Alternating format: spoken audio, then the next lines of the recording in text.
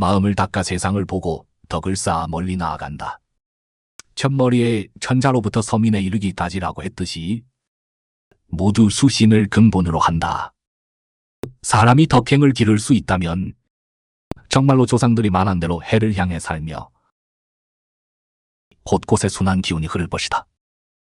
하지만 덕행이라는 것은 공자묘 현판처럼 높이 걸려 있는 것도 아니고 고소 속 글귀처럼 어렵고 이해하기 힘든 것도 아니다. 그럼 일상에서는 어떻게 나타날까? 왜 자신을 닦는 것이 덕을 쌓는 일일까? 또 어떻게 수신이 인생을 바꿀 수 있을까? 차근차근 풀어서 얘기해보자. 덕행은 일상 속에 숨어있는 인자한 마음이다. 조상들이 말한 인자한 사람은 남을 사랑한다는 것처럼 덕행의 뿌리는 바로 이 사랑하는 마음이다. 트집 잡지 않고 혹독하게 굴지 않으며 먼저 관용을 배우고 그 다음 감사를 배운다. 부부가 살아가는 것처럼 배우자에게는 각자의 작은 습관이 있다. 어떤 사람은 밥 먹을 때 소리를 내고 어떤 사람은 양말을 아무데나 던져둔다. 마음을 닦지 않은 사람은 보면 짜증이 나서 입을 열자마자 예의 없다고 욕한다. 덕행이 있는 사람은 저 마음이 설렜던 모습을 떠올리며 웃으면서 슬리퍼를 건네며 양말은 바구니에 넣어 내가 같이 빨아줄게라고 말한다. 지적 대신 감사로 바꾸면 생활 속 짜증이 따뜻함으로 바뀌지 않을까? 이것이 바로 수신의 가장 현실적인 모습이다. 흔한 일을 하나 더 들어보자. 외출해서 일을 보는데 차가 다른 사람에게 막혀있다. 마음을 닦은 사람이라면 급하게 갈 일이 있으면 휴대폰을 꺼내서 차량 이동번호로 조용히 말한다. 형님, 제가 시간이 급해서 번거로우시겠지만 차 좀 빼주세요. 수고하세요. 급하지 않다면 오히려 하늘이 나보고 쉬라는 뜻이구나 라고 생각해서 집에 돌아가 차를 한 잔 끓이고 오후에 버스 타고 나가면서 길가 나무에 새싹이 돋은 것도 볼 수 있다. 하지만 수신하지 않은 사람이라면 10층 팔고 차보닛을 치며 욕설을 퍼붓고 얼굴 빨갛게 달아올라 못상식하다고 소리치며 화가 나서 손발이 떨리고 결국 일도 제대로 못 보고 집에 가서 가족들에게 화풀이나 할 것이다. 보라, 똑같은 일인데 관용하는 마음과 조급한 마음이 완전히 다른 두 가지 인생을 만들어낸다. 이것이 바로 옛말에 있는 경계는 마음에 따라 바뀐다는 것이다. 덕행은 남에게 보여주려는 것이 아니라 자신이 편안하게 살 수 있게 해주는 능력이다.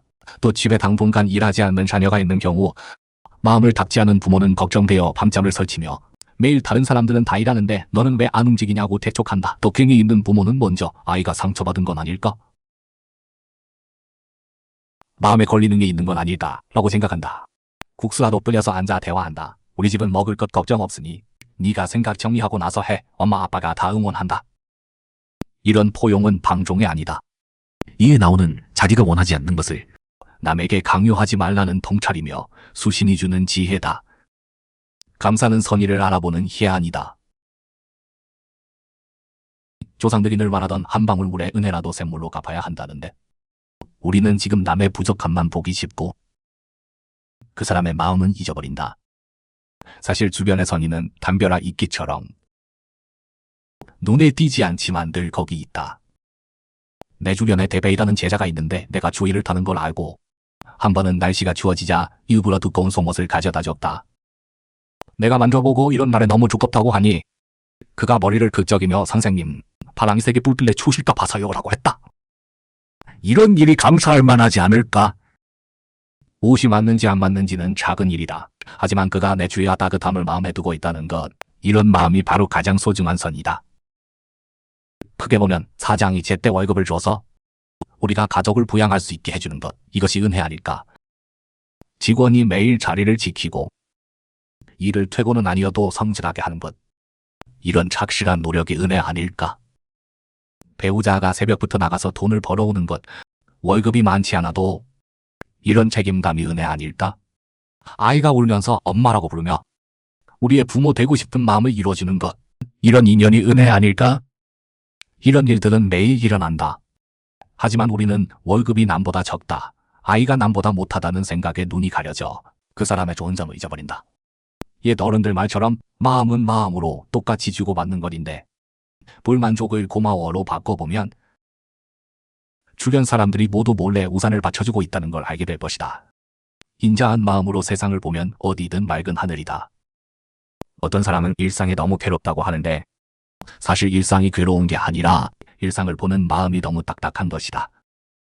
조상들이 말한 경기는 마음에 따라 바뀌고 상은 마음에서 나온다는 것처럼 트집 잡는 눈으로 세상을 보면 어디든 결정뿐이다. 포용하는 마음으로 만물을 대하면 무엇이든 단맛이 난다. 아이 없는 집은 아이를 바라고 아이 있는 집은 아이가 시끄럽다고 한다. 하지만 생각을 바꿔보면 아이가 울고 웃기 때문에 집이 빈집처럼 썰렁하지 않다. 아이에게 사람들은 법을 가르치려다 보니 우리도 억지로라도 나쁜 성격을 고치고 더 믿을 만한 사람이 된다. 이것이 어찌 아이가 우리에게 주는 수행 과제가 아니겠는가? 세상에 완벽한 희생은 없듯이 완벽한 사람도 없다.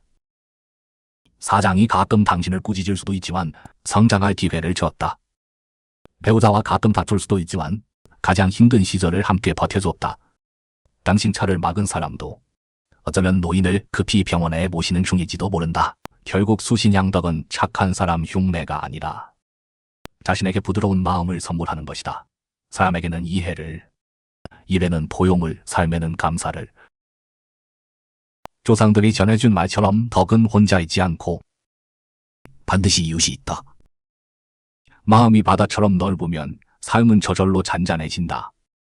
마음에 따뜻한 햇살을 품으면 인생 어디가 맑은 하늘 아니겠는가?